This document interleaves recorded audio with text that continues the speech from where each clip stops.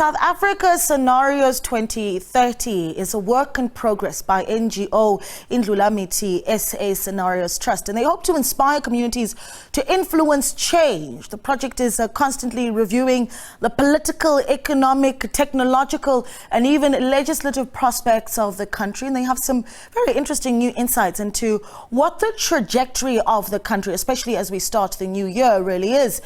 For that, we're joined now by Xolelwa Kashe Katiya, who is the acting project leader at Indlulamithi SA Scenarios Trust. She joins us via Zoom for that 2023 outlook. Xolelwa, good morning to you. Happy New Year, firstly, and thanks for giving us your time. Happy New Year to you too, Naledi, and thank you for having me, and Happy New Year to your viewers at home. Yeah, looking bright and energetic for the new year, just the kind of energy we need to get us started. I think I tried to give a brief explanation of what Indlulamithi SA Scenarios Trust is, but tell us a little bit about what the trust really wants to achieve. The trust was formed in 2017.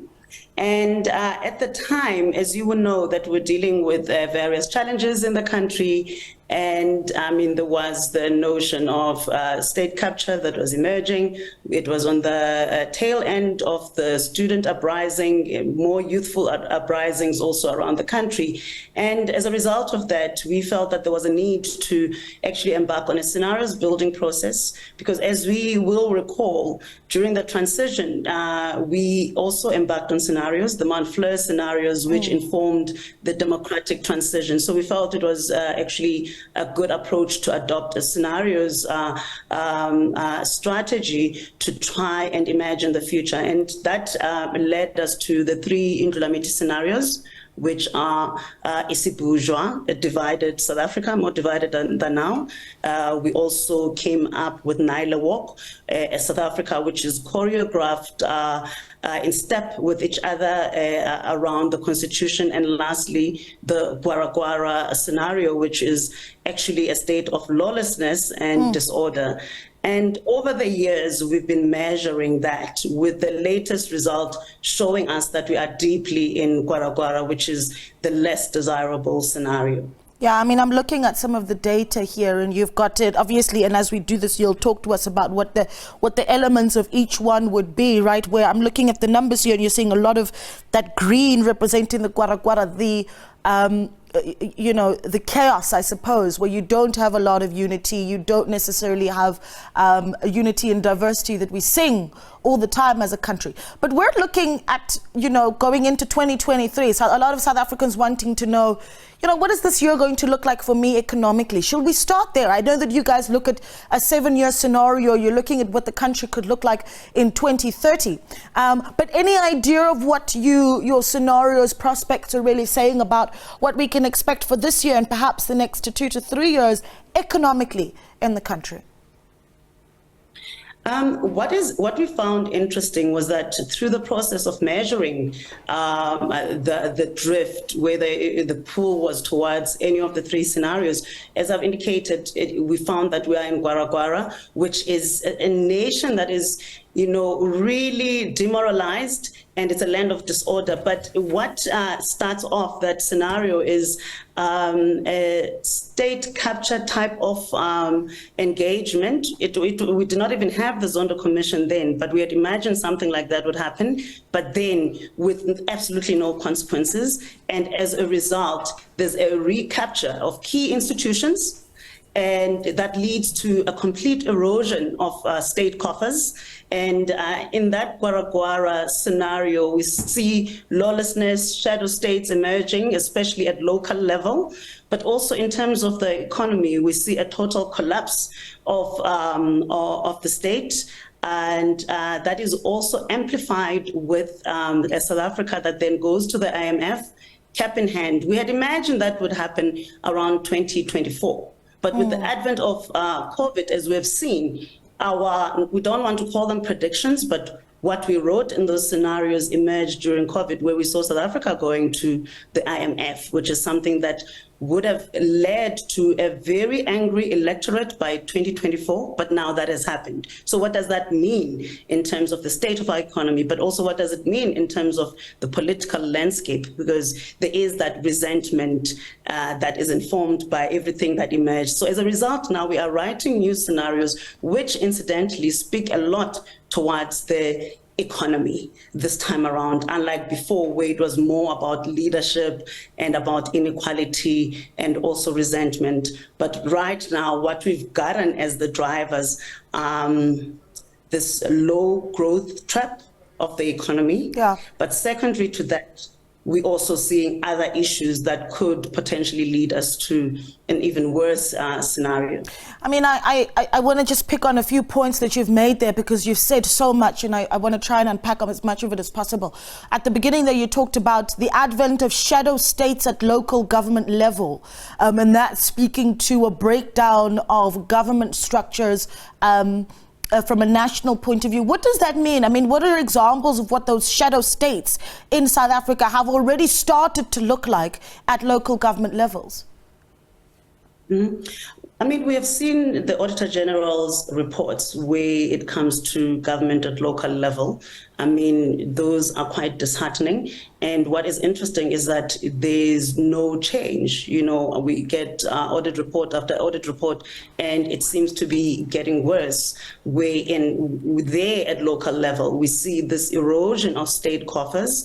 And but at the same time, you get a sense that, you know, services are not delivered, and that's at a local level where the citizens actually feel the impact of government, whether it's through the delivery of basic services such as water, or whether it's the maintenance of our infrastructure. So at local level, so we're seeing that, and people are not experiencing immediate response by the state, and at their level, it is local government. Yeah. And so that is something that needs to be looked at. And also in terms of the barometer that we used that shows how we got to Gwara Gwara, what we've seen is that the contributor is these audit reports by the Auditor General.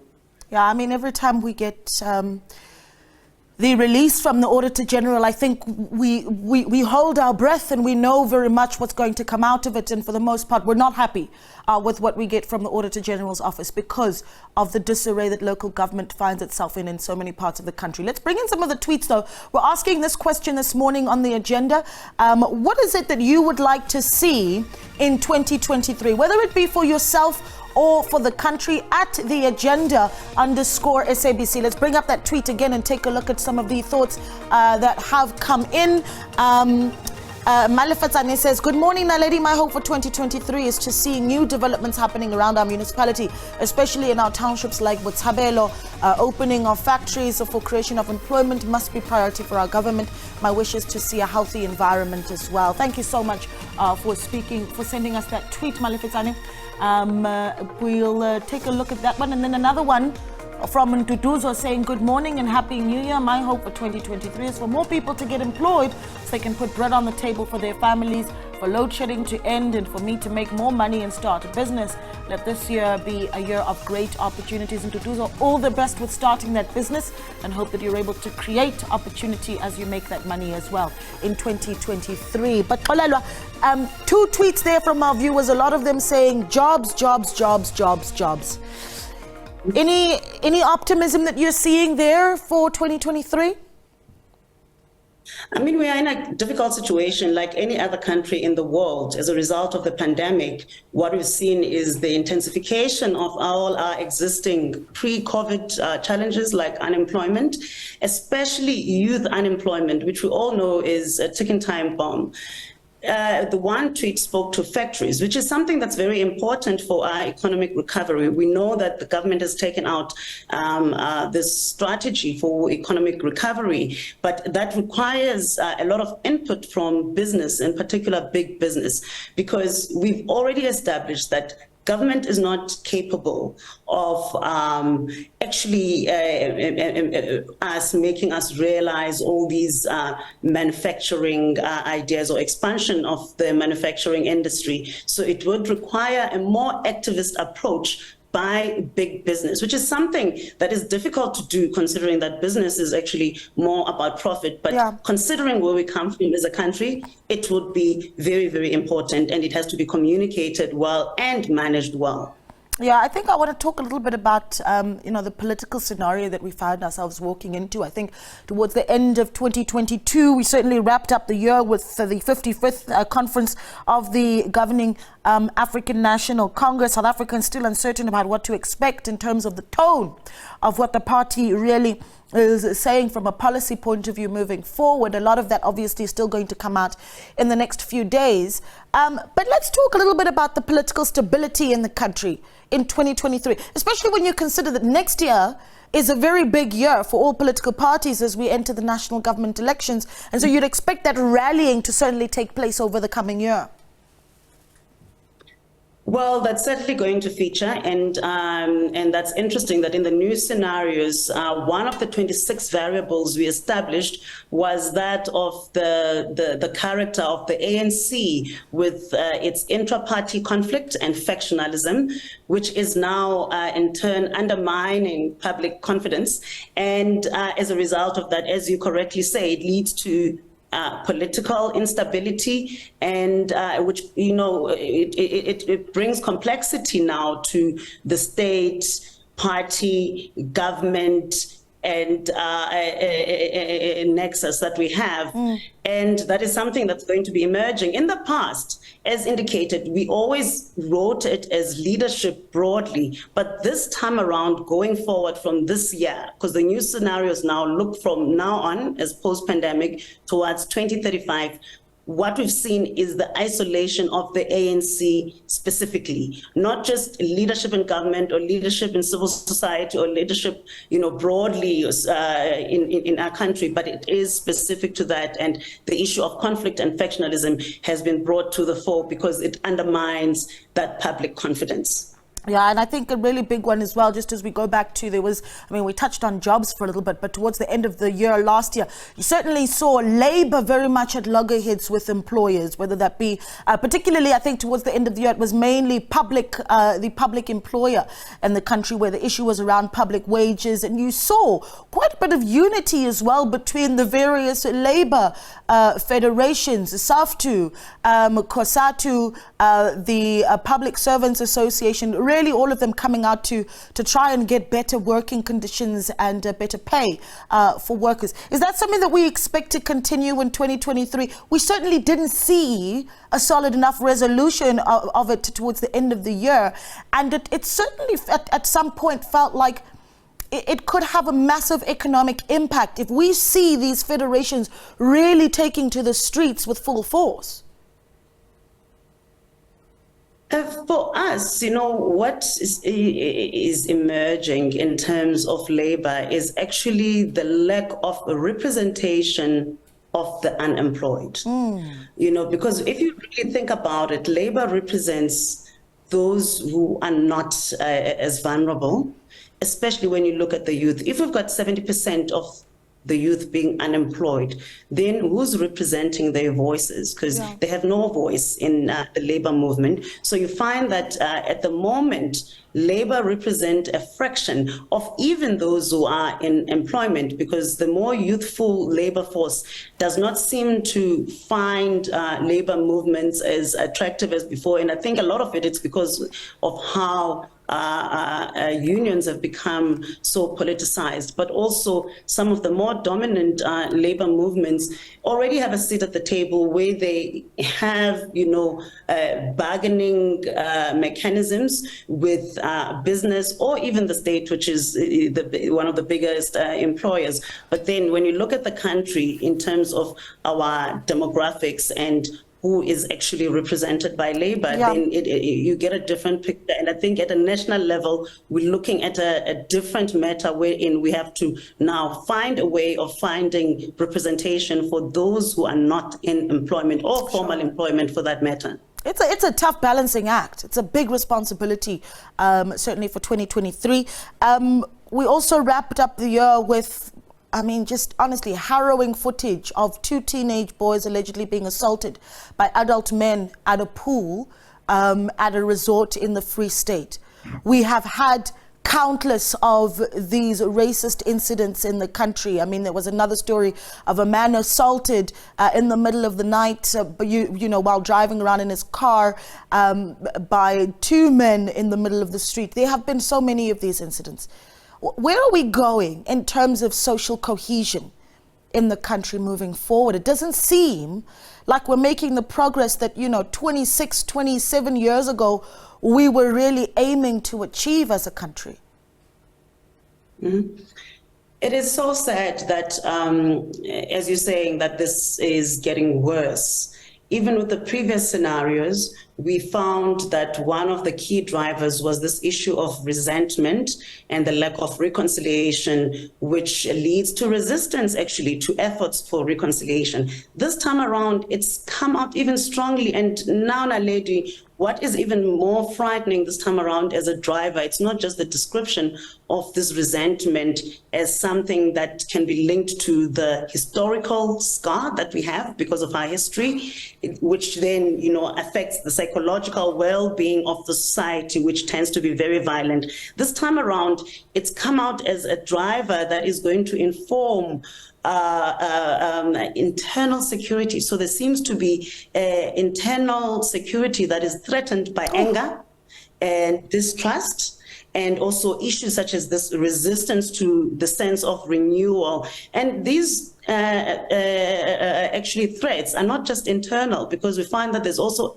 actually external factors wherein, other vulnerable communities, whether it's women or it's the youth, which are very vulnerable, but there's also the migrant communities. So you find incidences of these ruptures, or violent ruptures, but these are informed by those historical scars that we still cannot agree on. We still tiptoe around them, and as a result, we've got these silent disagreements, but then they manifest in the form of these ruptures. And at some point, what we've been hearing from our participants is the word revolution, which is striking for the first time now as we're writing the scenarios, the narratives, as we're playing around with these key driving forces, the economy mixed with these security threats, but also issues of the state weakness, because the state is unable to control all of these things. So we've been hearing that narrative, and in both positive and negative terms, because as much as the term revolution has been cited, but others feel that it's a positive shift. Yeah, let me ask you this. Sorry, Xolelwa, I'm jumping in there because you keep talking about the word revolution, and I think one of the toughest things that we had to deal with in 2022 as we wrapped up the year was also just recovering from July 2021. And I think that having experienced July 2021 as a country, there's a fear that we might go back to that sort of thing as well. And you talk about the word revolution. Is that a concern that we might see those images that we saw in July 2021 yet again?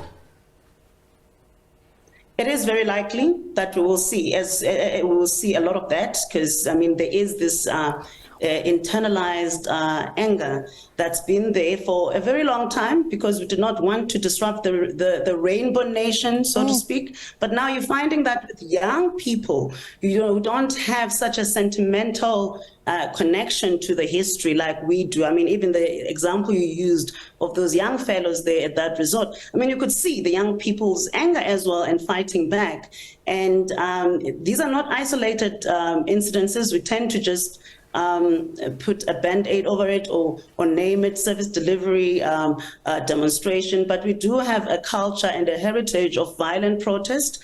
And as we've mentioned the youthful revolution type of moment with the fees must fall. So it is very likely, especially with this increasing anger, with a state that's unable to contain or even, find mechanisms to ensure that there's security. So the main thing is that it is a security threat. Yeah. And we know where it comes from. It comes from the resentment that is informed by the very scarred history that we all have as a collective. I'd like to believe that to some extent, though, South Africans still have some power in their hands to to really turn things around. And maybe I am an optimist, and you can share your thoughts on that as well. But going into 2023, when I talk about that power that we still have in our hands, what does it look like to be an active citizen of South Africa that really lends a hand in dealing with the various challenges that we have of a lack of social cohesion, the economic challenges, unemployment? Listen, the list goes on and on and on. What is my role? What is your message to the everyday South African this morning as we really start to plan the year ahead? What does it look like to be an active citizen that contributes? Well, I personally think we all have a contribution to make. At the moment, we've been talking about social compacting as one of the ways through which we can attain social cohesion. But that's a big compact that has to be led from above with a very strong, decisive leadership that can rally society together. But I mean, as we can see, I mean, the political landscape is so unstable. But we can also have mini compacts, whether it's at local level or whether it's in your own industry. If you work in media, for example, is there a likelihood for a compact where, as say, for example, if you were to be a reporter, the kind of reporting that you do, using whatever avenues that we've got, but to partner, I think it's the spirit of partnering with others, where we do not have the necessary resources to work, for example, working with business. I mean, business has got a lot of muscle, financial muscle, certainly, that they can contribute skills for sure. But it's all about finding each other. But we know it's difficult because of the diversity and the very fractured and wounded history. But it's about compromise also, to not hold on so strongly to very strong positions. So each one of us has to have that sense of, give and take for the greater good. Yeah. And I think if we can all contribute, then for me personally, I think that is a form of active citizenship. But I think there is some kind of social re-engineering or re-education or mass mobilization of society around this idea. Yeah. And it's possible. It really is. Thank you so much for speaking to us, Xolelwa. It's been an absolute pleasure, and we hope to chat again in the future. Look at some of those insights around some of the projections that the Indlulamithi SA Scenarios Trust really sees for the future of the country. Xolelwa is Xolelwa Kashe Katiya, acting project leader at Indlulamithi SA Scenarios Trust.